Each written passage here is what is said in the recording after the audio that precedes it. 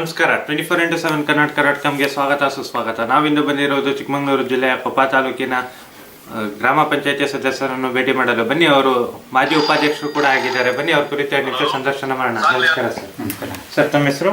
KP Gopalakrishna ಅಂತ. Sir, ತಾವು ಯಾವ ಗ್ರಾಮ ಪಂಚಾಯತಿಯಿಂದ ಆಯ್ಕೆ ಆಗಿದ್ದೀರಾ? ಅತ್ತಿಕುಡಿಗೆ ಗ್ರಾಮ ಪಂಚಾಯತಿ ಕಲ್ಲುಗುಡ್ಡೆ ಗ್ರಾಮದಿಂದ ಆಯ್ಕೆ ಆಗಿದ್ದು. ಅತ್ತಿಗುಂಡಿ ಗ್ರಾಮ ಪಂಚಾಯತಿ ಅತ್ತಿಕುಡಿಗೆ ಗ್ರಾಮ ಪಂಚಾಯತಿಯಿಂದ ಆಯ್ಕೆ ಆಗಿದ್ದೀರಾ. ಸರ್, ತಾವು ಆಯ್ಕೆ ಆದಂತ ಸಂದರ್ಭದಲ್ಲಿ ತಮಗೆ ಒಟ್ಟು ಎಷ್ಟು ಮತಗಳು ಬಂದಿತ್ತು ಸರ್? 263 ಮತಗಳು ಬಂದಿತ್ತು. 263 ಮತಗಳು ಬಂದಿತ್ತು. ಎಷ್ಟು ಮತಗಳ ಅಂತರದಿಂದ ಗೆದ್ದಿದ್ದೀರಾ ಸರ್? 30 ಅಂತರದಿಂದ ಗೆದ್ದಿದ್ದೀವಿ. 30 ಮತಗಳ ಅಂತರದಿಂದ ಗೆದ್ದಿದ್ದೀರಾ. ಇದೇ ಮೊದಲ ಬಾರಿನ ಸರ್? ಹೌದು ಸರ್.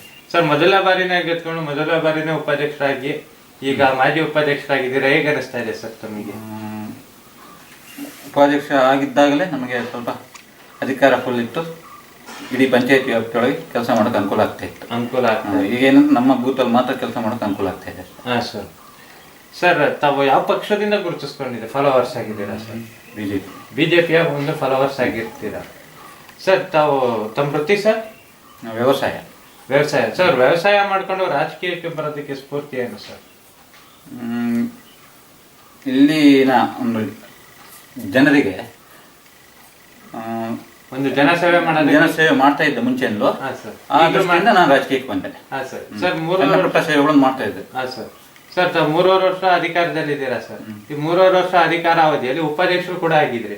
ಯಾವ ರೀತಿ ಒಂದು ತಮ್ಮ ಗ್ರಾಮನ ಅಭಿವೃದ್ಧಿ ಪಡಿಸಿದ್ದೀರಾ ಸರ್? ತಿಳಿದ ಮಟ್ಟಿಗೆ ನಮ್ಮ ಗ್ರಾಮವನ್ನು ಒಳ್ಳೆ ರೀತಿಯಲ್ಲಿ ಅಭಿವೃದ್ಧಿ ಪಡಿಸಿದ್ವಿ.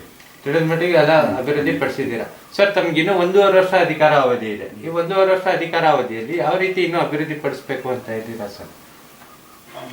ಇದೆ ಸರ್, ಅಭಿವೃದ್ಧಿ ಪಡಿಸುವಂತ ಬೇಡಿಕೆಗಳು ಬೇಕಾದಷ್ಟಿದೆ. ಆದರೆ ಅದನ್ನ ಪೂರೈಸೋದ ಇನ್ನು 20 ವರ್ಷ ಬೇಕಾಗುವುದು. ಆದರೆ ಸಾಧ್ಯವಾದ ಮಟ್ಟಿಗೆ ನಾವು 1.5 ವರ್ಷದಲ್ಲಿ ಇನ್ನುಳಿದನ್ನೆಲ್ಲ ಪೂರೈಸ್ತೀವಿ, ಅಗತ್ಯ ಇರುವಂತದ್ದೆಲ್ಲ. ಹಾ ಸರ್. ಸರ್, ಒಟ್ಟು ತಮ್ಮ ಗ್ರಾಮ ಪಂಚಾಯತಿಯಲ್ಲಿ ಎಷ್ಟು ಜನ ಸದಸ್ಯರಿದ್ದಾರೆ ಸರ್? 12 ಜನ ಸದಸ್ಯರು. ಸರ್, 12 ಜನ ಸದಸ್ಯರಲ್ಲಿ ಹೊಂದಾಣಿಕೆ ಹೇಗಿದೆ ಸರ್? ಚೆನ್ನಾಗಿದೆ. ಸರ್, ತಾವು ಗೆದ್ದಂತ ಸಂದರ್ಭದಲ್ಲಿ ತಮ್ಮ ಗ್ರಾಮದಲ್ಲಿ ಹೆಚ್ಚಾಗಿ ಏನೇನು ಕುಂದುಕೊರತೆಗಳಿತ್ತು ಸರ್? ಕುಡಿಯುವ ನೀರಿನ ಸಮಸ್ಯೆ, ಕೆಲವು ಮನೆಗಳು, ಈ ಸಣ್ಣ ಪುಟ್ಟ ಬೆಳೆ ಸಮಸ್ಯೆಗಳಿದ್ವು. 25% ಬಗೆಹರಿದಿದೆ ಸರ್. ಇನ್ನು 75% ಕೊರತೆಗಳಿದೆ. ಹಾ ಸರ್. ಸರ್, ತಾವು ಈ ಸ್ಥಾನದಲ್ಲಿ ಇರೋದಕ್ಕೆ ತಮ್ಮ ಗ್ರಾಮದ ಜನರೇ ಕಾರಣ. ನಮ್ಮ ಮುಖಾಂತರ ತಮ್ಮ ಗ್ರಾಮದ ಜನರಿಗೆ ಒಂದು ಸಿಹಿ ಮಾತು ಅಂತ ಹೇಳಕ್ ಇಷ್ಟಪಡ್ತೀರಾ ಸರ್?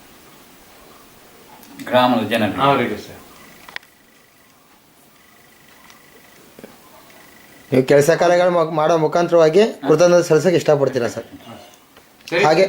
ಹಾಗೆ ಉಳಿದ ಸದಸ್ಯರಿಗೆ ಏನು ಹೇಳಕ್ಕೆ ಇಷ್ಟಪಡ್ತೀರಾ ಸರ್? ಇಲ್ಲ, ಒಳ್ಳೆ ಎಲ್ಲ ಸದಸ್ಯರು ನಾನು ಉಪಾಧ್ಯಕ್ಷ ಆದಾಗ ನಮ್ಗೆಲ್ಲ ಸಹಕಾರ ಕೊಟ್ಟಿದ್ದಾರೆ. ಅವ್ರಿಗೂ ಕೃತಜ್ಞತೆ ಸಲ್ಲಿಸಕ್ಕೆ. ಸರಿ ಸರ್, ಇಷ್ಟು ಹೊತ್ತು ತಮ್ಮ ಮನದಾಳದ ಮಾತುಗಳನ್ನು ನಮ್ಮೊಂದಿಗೆ ಹಂಚಿಕೊಂಡಿದ್ದಕ್ಕಾಗಿ ಧನ್ಯವಾದಗಳು ಸರ್. ನಮಸ್ಕಾರ.